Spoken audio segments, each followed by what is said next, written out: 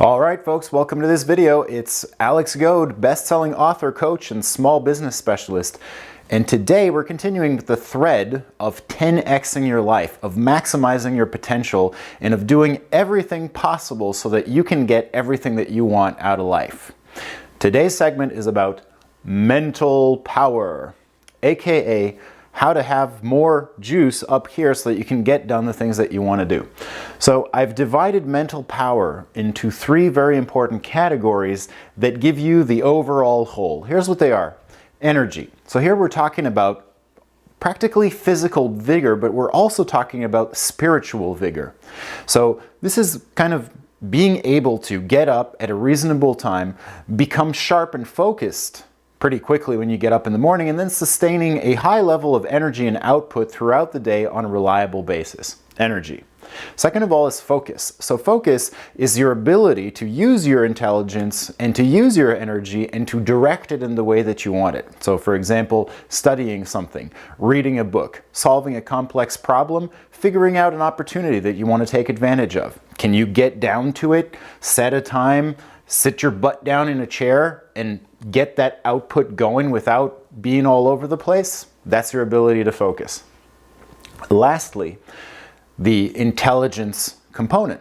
So this is your creativity, the quality of your ideas, the quality of your judgment, how fast you can make links between one thing and another thing. And all of these things come together to produce pretty much the ultimate skill in life, which is determinism.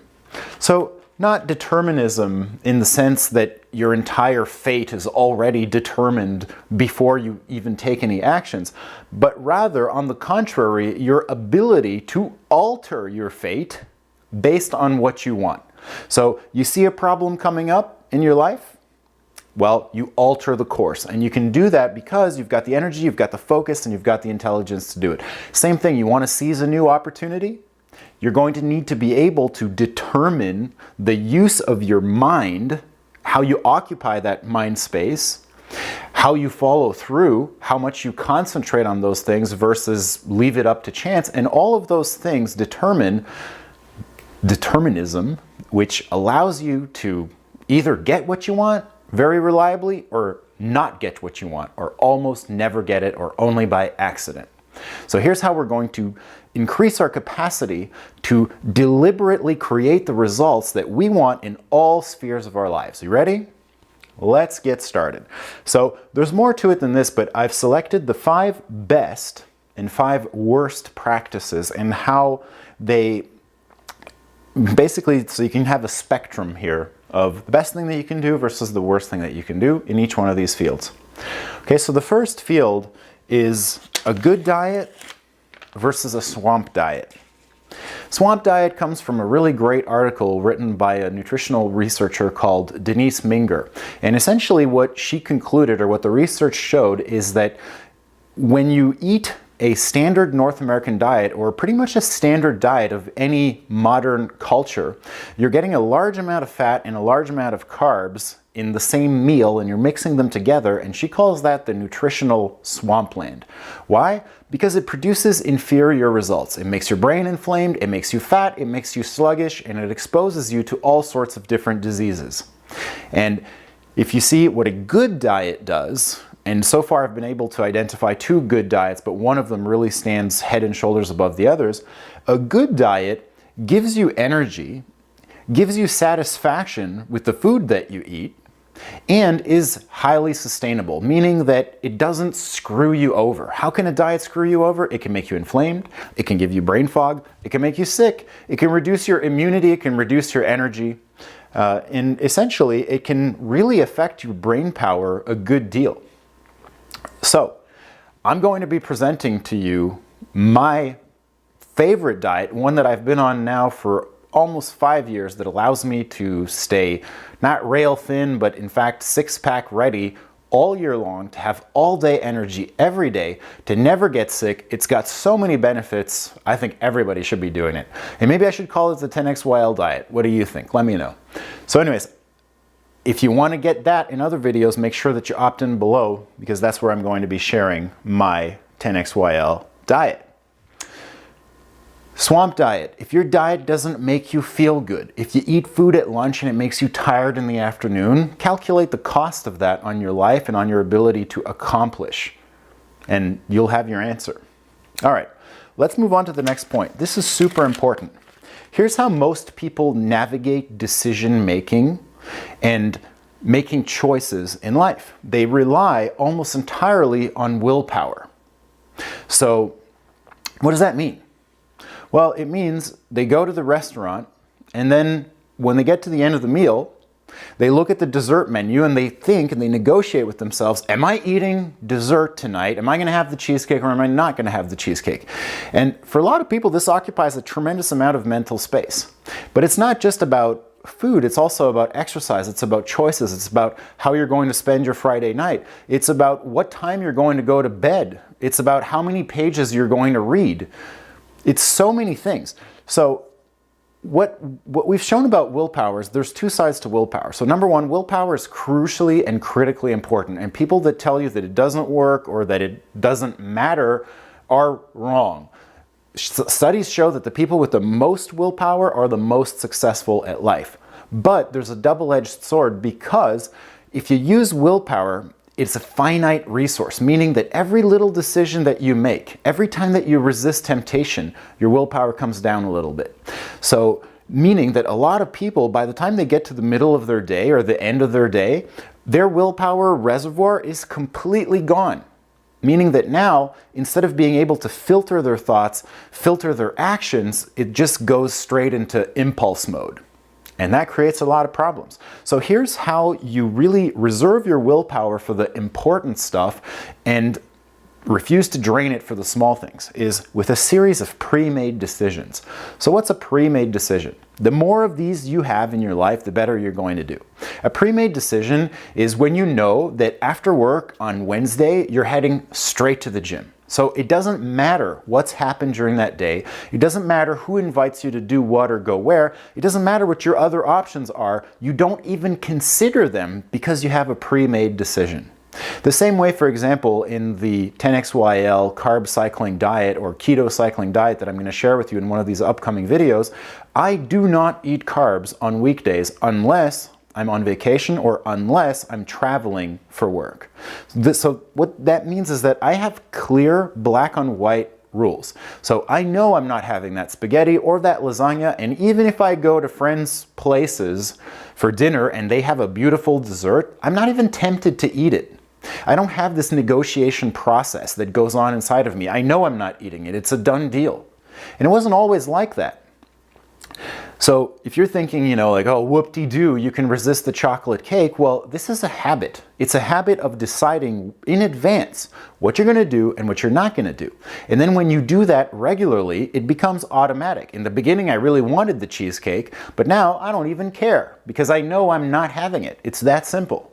So pre-made decisions protect your willpower and also allow you to select a good number of things in your life that you want to do the same way every time, and then just do it that way as a habit. It makes hard things easy.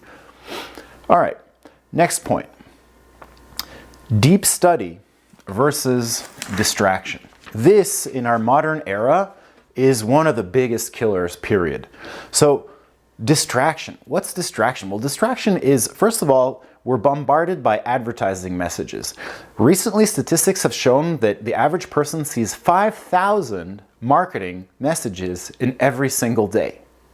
Now, the number one thing that breaks our ability to focus and concentrate is what we call screen sucking. So that means looking at screens and consuming kind of information or stuff or media, but without any real purpose other than to entertain ourselves.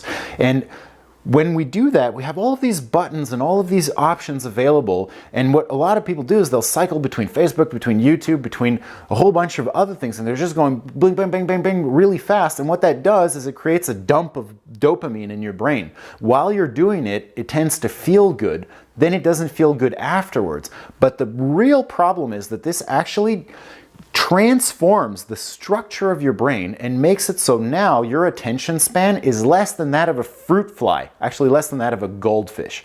So there's a piece of research that came out recently that showed that goldfish have a 9-second attention span. The average human is now under that. Think about it. You know what creates that low attention span? Screen sucking is the #1 culprit. So all of that kind of mindless browsing has a gigantic cost beyond the time wasted. It changes your brain, it makes it so that you can't focus, you can't concentrate. The opposite of that is deep study. So there's a really interesting book by Cal Newport called Deep Work. And what he talks about in that book is that the skill, the ability to do deep work is one of the most valuable skills in the world. And you develop your ability to do deep work by sitting down and focusing in an environment where everything else is blocked out on studying things that are fairly complex. So if you're trying to improve your life, there's so many different ways in which that you can do that. And probably you've identified certain sections or certain parts that you really want to focus on. Well, if you spend some time every day, and it could be 15 minutes, it could be half an hour, it could be more, but start with less so that you can do it right. And then sit in a couch, have a piece of paper, be quiet, don't have any distractions about you, and really focus on it. And if you do more of this and less of this, your brain and its structures will regenerate and will become quote unquote normal again, to the point where you can read a book, where you can solve a complex problem, where you can really focus for half an hour, for an hour, for 3 hours on one single simple thing. No phones required, no buttons, no switching between one website and another, no email, no news, and it all feels fantastic.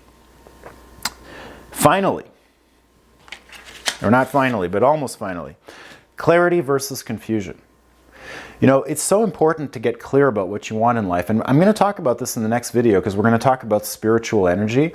But if you don't engage with things that are meaningful to you, that you find important, then it's very hard to become clear on how to run your life.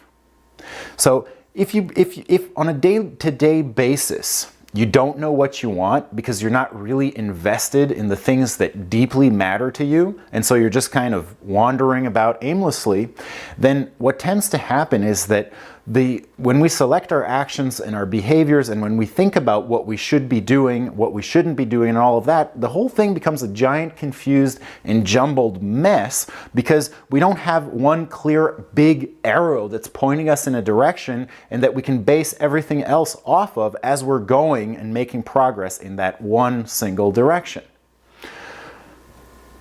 So I've kind of sold this one now, and here's where we're going to conclude. Meaning versus aimlessness. And this makes a difference that's just, sometimes when you look at it, you think, wow, that's impossible. Because you see one person and you see them when they're aimless, and you see they have no energy. They get up late, they go to bed late, they do all sorts of weird stuff all day long, they don't get anything done. And then all of a sudden, when they fall into a place in their life where they find meaning, where suddenly this matters to them, you see that their level of energy goes through the roof, and their ability to suddenly be clear about things and to do things correctly in general increases radically.